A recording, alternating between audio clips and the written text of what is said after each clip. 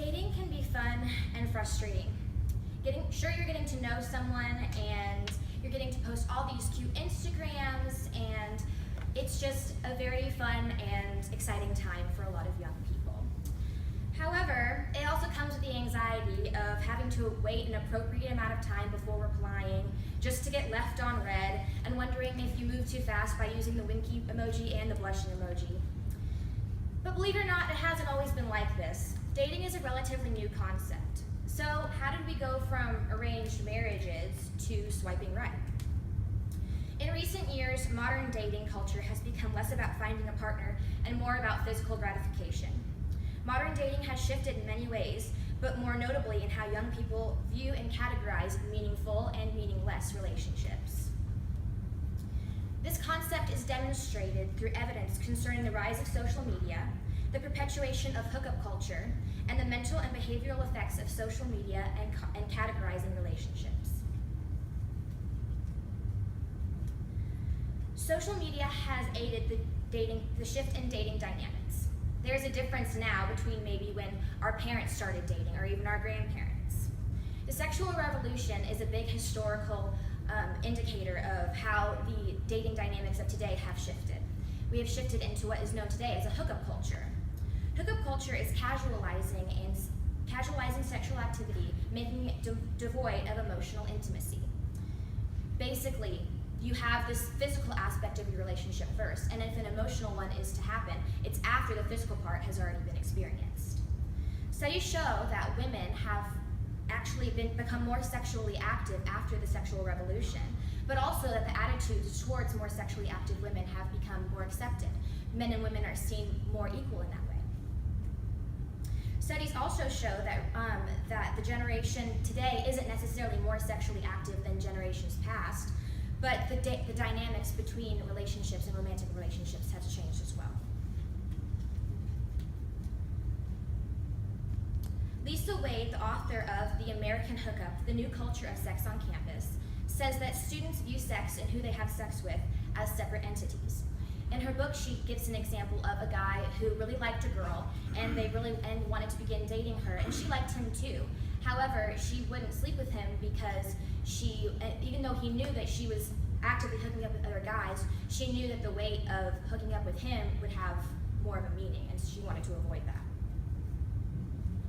Technology gives us this ease of access of dating, like through Bumble and Tinder. However, it goes to show that relationships may not be less meaningful, even though they might be less common, but they are just categorized differently.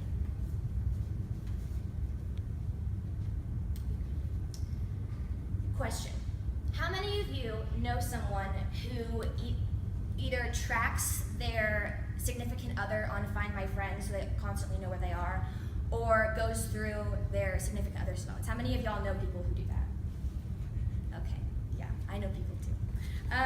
The research shows that 73.5% out of a study that had 437 college students within the study said that 73.5% of college students had experienced what's called electronic intrusion from a partner in the past year. The article, Keeping Tabs, Attachment Anxiety, Electronic Intrusion in High School Dating Relationships, describes electronic intrusion as an umbrella term for digital dating behaviors, while not illegal or criminal in nature, are meant to exert power and control over a dating partner through the use of monitoring and intrusion to privacy.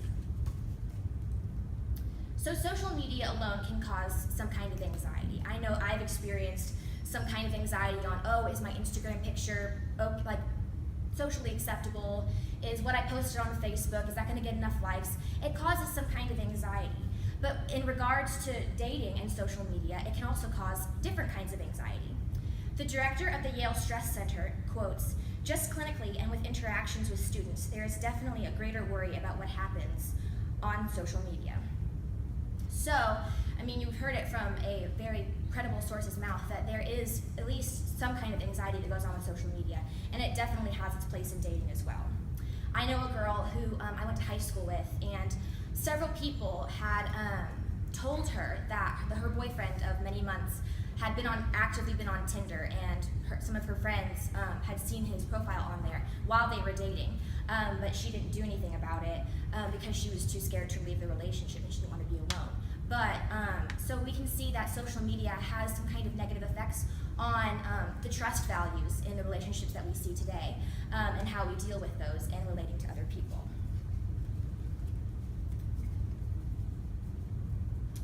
So anxiety with social media may feel contradictory with the idea of a hookup culture and keeping emotions out of a relationship.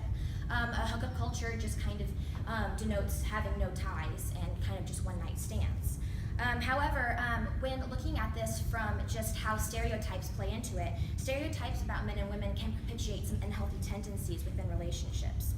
Opposing stereotypes can cause a bit of a problem. You see, when regarding men, there's a stereotype with, oh, some men don't want commitment, they just want to date around. But with women, we can see that there's a stereotype of every girl wants a boyfriend, every girl wants to date someone immediately, all the time. But we know that that's not true for everyone, but it is a stereotype. So in regards to dating culture and dating relationships, we can see that social media can kind of put those two stereotypes against each other, and in regards to hookup culture as well. We can see that the less invested person the less invested person in the relationship can, distance themselves from their partner if they feel that their partner wants to go into more of a relational and committed relationship. They can distance themselves from that, while the other person in the relationship who is maybe more invested might distance themselves as well because they don't want to be seen as desperate. They don't want their partner to know that maybe they want something more out of this relationship. Maybe they want to take this to the next level, so to say. But in that kind of case, two partners distancing each other can cause kind of a power struggle or a who can care less kind of mentality, just kind of as a self-defense mechanism. So the anxiety that comes with this can really take a big toll on dating relationships and how we relate to those. It can cause some unhealthy tendencies on if these two people do enter into a committed relationship or even get married to different people maybe or to each other as time goes on. These unhealthy tendencies can play into each other as they're just put into effect in just regular dating relationships.